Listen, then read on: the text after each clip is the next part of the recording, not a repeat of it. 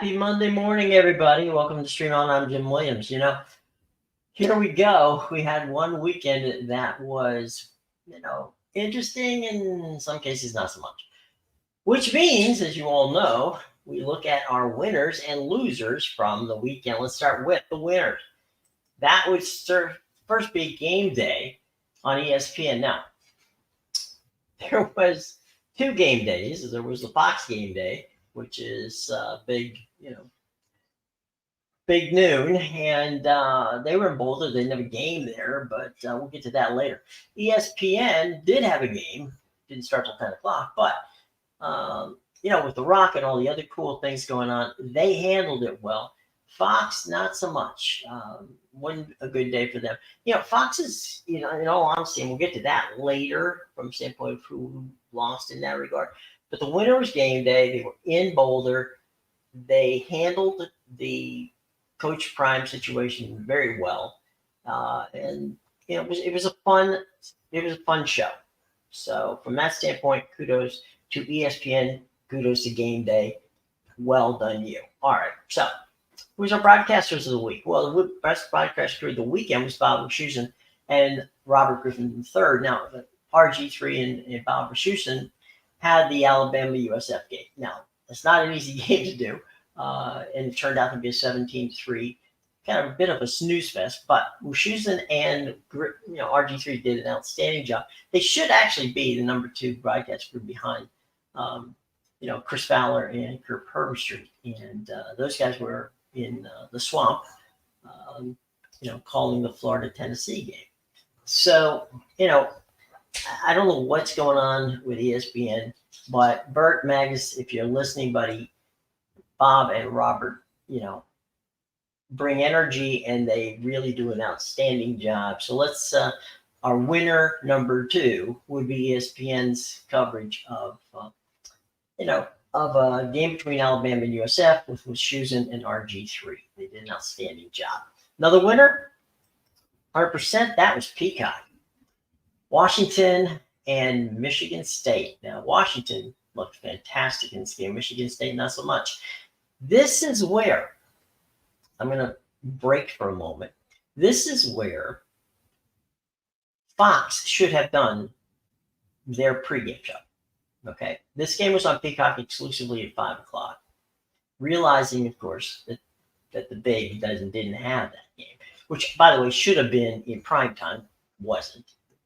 There's so much going on at Michigan State. Okay, at Michigan State, there is coaching issues. There is drama. Okay, why in the world was not the folks at Fox there for their pregame show? I don't know, but it was a loser for them. It was a winner for Peacock. The game was good. Anybody who doubted that Michael Penix Jr. is a candidate for Heisman Trophy, they just had to watch that game and realize, what, he is. So good on Peacock, good on Washington State. Washington and Michigan State. Bad for Fox because they should have been there. So Peacock, good for you. Meanwhile, ESPN Florida, Tennessee, from the swamp in prime time, that was a good game. It was well called by Fowler and Herbstreit, and without question, that was worthy of prime time. And certainly, I imagine the ratings would be very good for that game. Tennessee coming into the game was number 11. The Gators had basically embarrassed themselves when they went up to open the season in Utah, and that didn't work out well for Florida. Graham Mertz looked really bad, and Florida then came back, beat Florida A&M, and now they got the big signature win in opening SEC play with a victory over Tennessee. So winner to Florida, Tennessee, winner to Peacock for Washington, Michigan State. Best broadcast crew of the weekend for college football was Bob Wischusen and Robert Griffin III on ESPN. And of course, as I said before, when we started the show, big winner, game day in Boulder. They had all the festivities covered, and it was an entertaining game day from Boulder for ESPN. Big win this weekend for ESPN and Peacock. Good job, guys. All right. Meanwhile, losers. It goes to the losing side. Loser Saturday. Okay, that was Fox's pregame show. And look, I love Reggie Bush. Brady Quinn does a great job. Leonard does a good job. Robbie Stone, fantastic. I got no problem with those guys. Guys, I'm asking, I'm begging you that Eric Shanks, if you're listening, I'm begging you, get rid of Urban Meyer. Okay, seriously. He has no personality. He lends nothing to the broadcast. And honestly, just you don't need that chair. Just move the chair off. Let Reggie, Brady, and Matt go with Rob Stone, and you're good. Okay, but I'm begging you, get rid of Urban Meyer. He is a waste of time. And again, I'm going to say it. You guys should have been at Michigan State because that's where the drama was for this week when it came to, okay? Too many storylines out there, guys, that you did not follow up on. And that's bad, all right? You know it. I know it. Fans know it. So, it's everybody's good, but you know, to be in the same place as ESPN is on Saturday morning, that's just crazy. Okay, don't do that. You know better. You should have been at Michigan State. You could have done a great job. Lose Urban Meyer, please, please, please.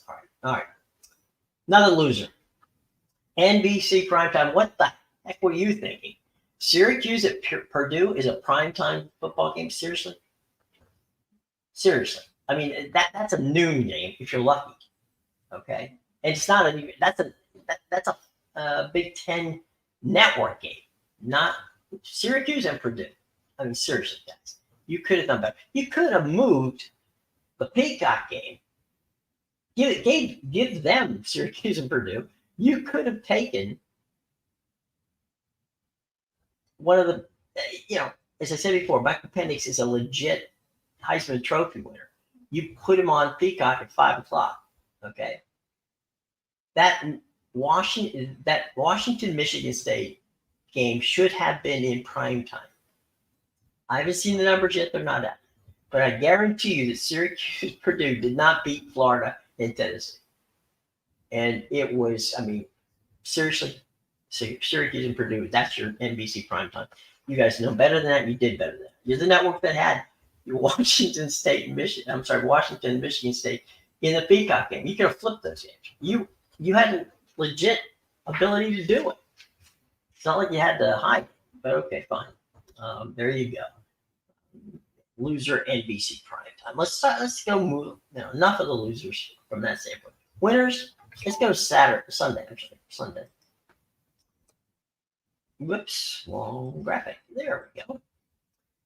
Winners, Spiro Ditas at Adam Archuleta on the Washington-Denver game, which was possibly one of the most entertaining games of the weekend. Guys, Spiro Ditas and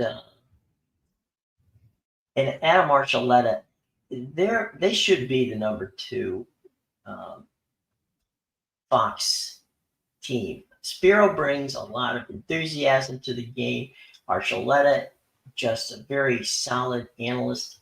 That was a game that, Denver was up by 18 points, and Washington tied it and went ahead, and Denver gets into a situation where they could have tied it in regulation, sent it into overtime. They hit a Hail Mary pass to tie the game. To score a touchdown with potential time the game with literally no time left on the clock. And Spiro Ditas and Adam Archuleta did a fantastic job of not overselling it, but showing the proper amount of enthusiasm. That's a good thing. Getting the proper amount of enthusiasm in there is an absolute good thing. So let's be good on that one. And we got Jerry here. Jerry, we'll get to your questions in a minute. Fox always shies away from trying to controversy while NBC continues to push their beliefs on us. Okay, I'm not sure what NBC's beliefs are. Maybe you can elaborate on that. But Yeah, I mean, Fox did shy away. They had the opportunity, and they bolted. So let's go back to Sunday. All right, here's Sunday night. Okay, great coverage as the Dolphins win over New England. Look, I know that it's hard to look at Collingsworth and Mike Tirico and say, well, they're good. They do games every week. Usually, the primetime game on Sunday is a good one, and the Dolphins New England game was good. But even guys who are outstanding, like like they are that team of Tirico and Collingsworth are, you still have to call the game, and you still have to make it right. And they did it. They did it well, and that's why they're number one whenever the season, is over. The ratings for Sunday Night Football is the number one rated show on television. And so Tirico and Collinsworth did an outstanding job. The Dolphins, of course, won over New England. It was a close game all the way along, and kudos to them. All right, got a special bonus, and that's Monday. That's tonight. We got a Monday winner, and that is ESPN President of Content, Burt Magnus, on having a doubleheader, but not just having a double. Here's where Burt gets the kudos. Instead of doing a stagger start where he ends up with, a 7 o'clock game and a 10 o'clock game, he's got two games within relatively the same time slot. He's got New Orleans at Carolina with Chris Ballard, Dan Orlovsky, and Louis Riddick on that game. And then on Monday Night Football, the Carolina game at New Orleans starts at 7 Eastern Time. At 8:15 on ESPN, on ABC, he's got, with Joe Buck and Troy Aikman, the number one team, he's got Cleveland and Pittsburgh. That is a rivalry game. That's a great game. But the good news on this particular situation is if you don't want to see Cleveland and Pittsburgh, if you are if he's giving you a choice, guys, he's giving you a choice. You watch New Orleans, who has played incredibly well in the early season, against the Carolina team that hasn't, but you've got some entertainment there from New Orleans and Carolina, but Cleveland, Pittsburgh, that's a game, and that's an important game because both Cleveland and Pittsburgh lost their opening weekend. Cleveland won. Pittsburgh lost their opening game. It's big for Pittsburgh. Pittsburgh needs to have this game. Cleveland would like to have the game and stay level with Baltimore. So Joe Buck and Troy Aikman in Pittsburgh, it's going to be an electric atmosphere. Cleveland and Pittsburgh hate each other, which makes it even better. So that's a great game. But if for some reason it becomes a blowout, or you're just not entertained by the Cleveland-Pittsburgh game, you got a second, and that's the New Orleans-Carolina game. So by all means, that's a win already for our gang at ESPN and ABC. So good on you for Burt Magnus. We do have one more bad, and this is something that is a pet peeve we've talked about before. Fox staying away from streaming. I don't understand it. It doesn't make sense. You cannot stream any of the Fox Sports content on Saturday with all of the college games. You can't do it Sunday on that. You can't do it with their NASCAR coverage. I don't know what is wrong with Lackland, McLaughlin, Murdoch. What's the deal, guys? You're the only network that doesn't stream games. It just makes no sense. You've got an audience there.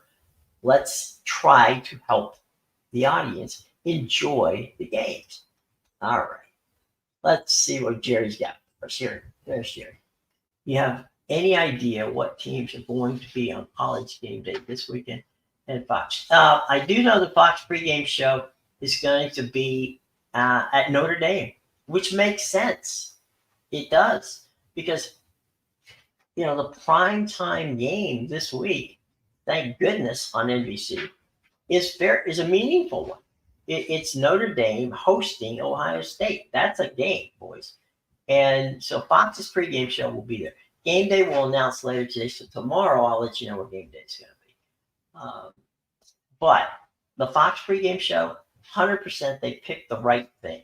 Okay, and that's the Notre Dame Ohio State game. Clearly they don't play each other that often, and you've got two quality.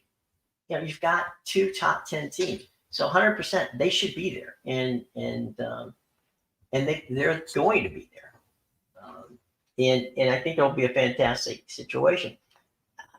Again, I don't want to see Urban Meyer there because Urban, of course,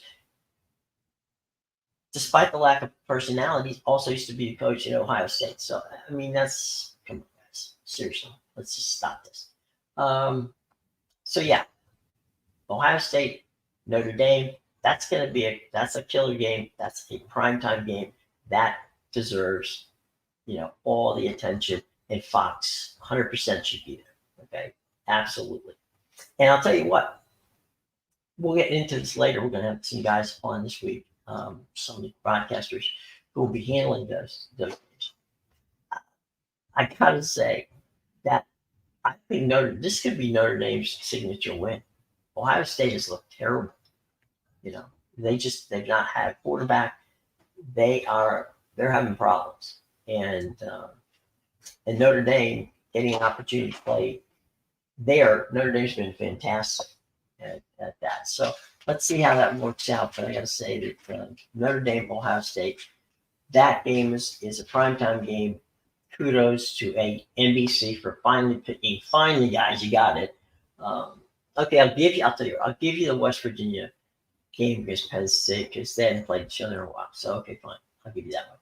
But Syracuse and Purdue, I'm not going to get you that. Okay. Ohio State, Notre Dame, good on you, boys. All right, for taking that game. Now that game is one we all definitely want to see. Okay. All right. Stuff that is happening this week we have to pay attention to. We're still in a pennant race. Okay. The Rays and the Orioles, fantastic weekend series. We're in 4 games. The Rays came into town, won the first 2 games. The Orioles came out and won the second 2 games. So they split the 4-game series. So the Rays are still 2 games out of that. Both teams are in the playoffs, which they clinched yesterday.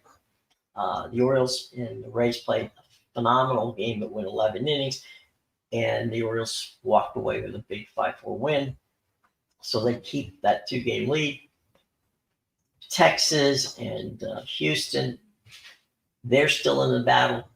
We got all kinds of fun and crazy things going on in the National League with Philadelphia, still in the race, with San Francisco, still in the race, with Cincinnati and Chicago. All those teams potentially can be there. So we've got a whole week of baseball. MLB Network, I know the boys have gotten it all covered.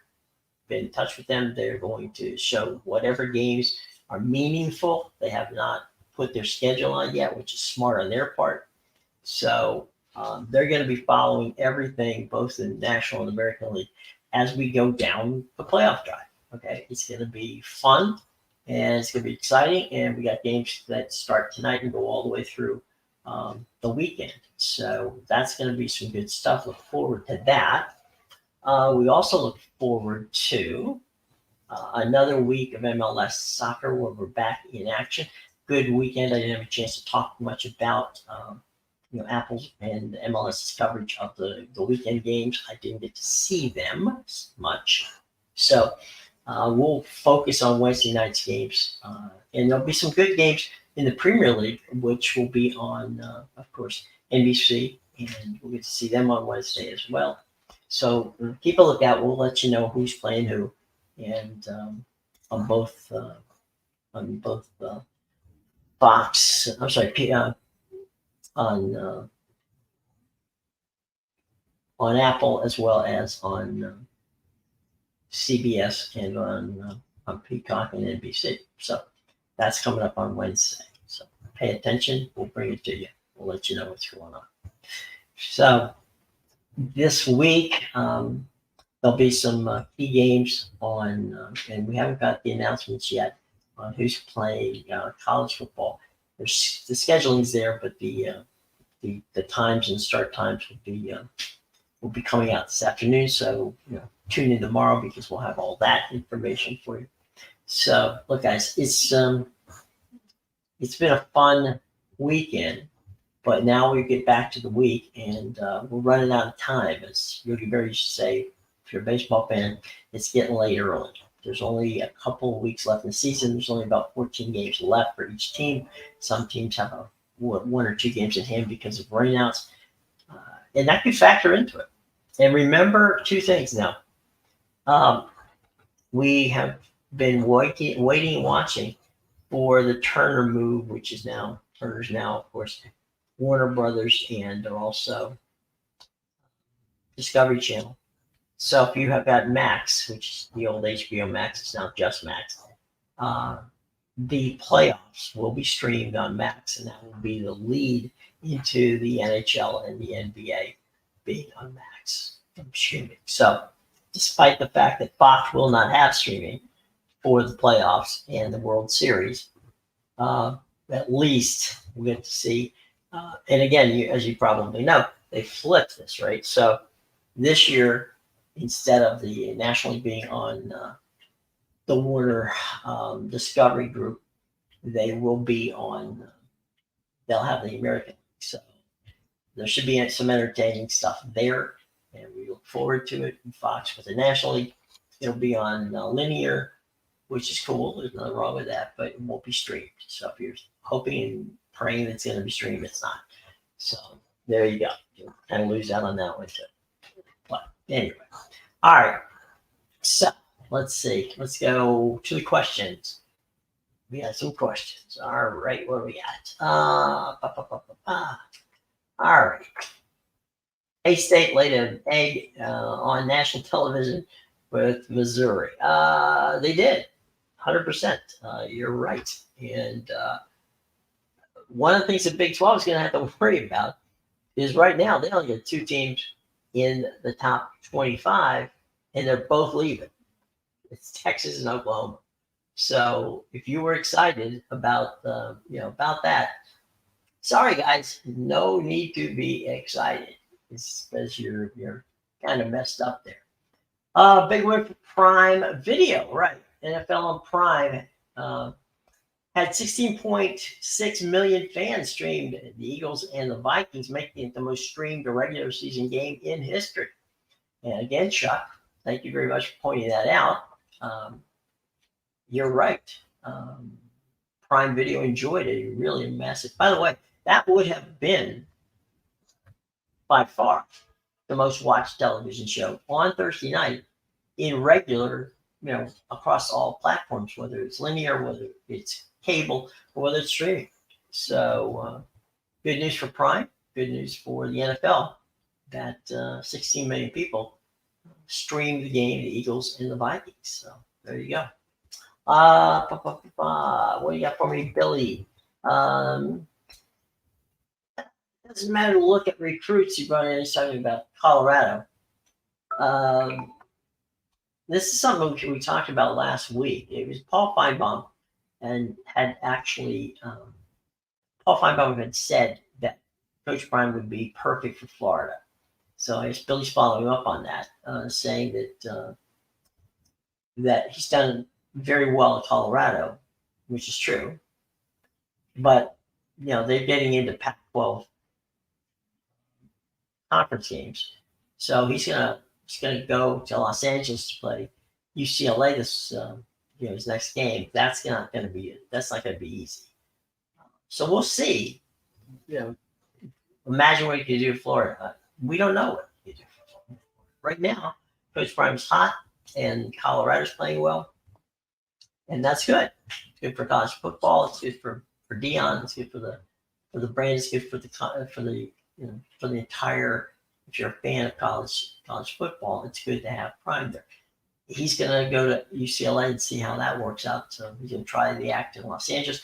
I imagine it's going to be, if The Rock got on a plane and flew to Colorado, you can only imagine who's going to show up in Los Angeles to watch that game. Actually, in Pasadena, I should say. So it's going to be crazy. And Crazy good though, crazy good. That'll be a good one. We'll see how that works out. But wow, yeah, that's yeah, good on you. By the way, I don't know if you saw it, but you can get clips of it. CBS last night had Coach Prime on 60 Minutes. It was a very interesting show. It was a very interesting segment, and it's kind of. I imagine we already had a lot of casual fans that were excited about what was going on with Colorado. Who probably some of them may have never seen a college football game before. So yeah, 100%. That's going to be a fun one, and we look forward to it with that. But if you get a chance, check out 60 Minutes. It's as I said, you're going to get a lot more. Deion's going to get a lot more fans. He's also going to get a lot more haters. I mean, there's that, and one of the things that bothers me about Urban, which I've said, please take him on, is that he seldom gives other coaches any recognition at all, and that's not fair. I mean, yeah, has he won national championships? 100%. Does he deserve the recognition of being a great college coach? Again, fantastic. Just because you're a good coach doesn't mean you're a good analyst. I think that's the key to me. It's not that he doesn't know what he's talking about. It's not that he doesn't need or shouldn't receive the kudos that he gets. That's not the point. The point here is that you've got a new generation of coaches, which is Deion is ushering them in. Just because you're not with his program, meaning you don't buy into it, doesn't mean it's not the wave in the future, and it doesn't mean he doesn't know what he's doing. Which is why we need for Urban to exit stage left and enjoy doing what he's doing. Again, 100%. I know that he's done an outstanding job, but guess what? Time to go. All right. And speaking of time to go, it is time to go today. We hope that you've enjoyed the show. It's been fun. We'll see you tomorrow, 10 a.m. Bring your questions, and we'll get to them. If you do us a favor, subscribe, hit the bell, like us. We're likable people. You can enjoy that aspect of it. I know we're going to have fun with it as well. Hey, KJ, thank you, buddy, for what you've done. And it's always good to see you in the house. So, gang, look, if you want to come tomorrow, that'd be great. If you want to leave questions, I will answer them. Okay, put them in the comment. Subscribe, hit the bell, and like us, because what will happen is whenever we're on, you'll know about it. And if you can't get there, live, not a problem. Just hit that subscribe, like, and you'll know it's there, and then you can come back and watch it another time. So if you have any comments, final questions, put them on the in the area there where you can comment, and we'll get back to you. Okay. All right, guys. Have a great day. Enjoy, and we will see you tomorrow. Take care.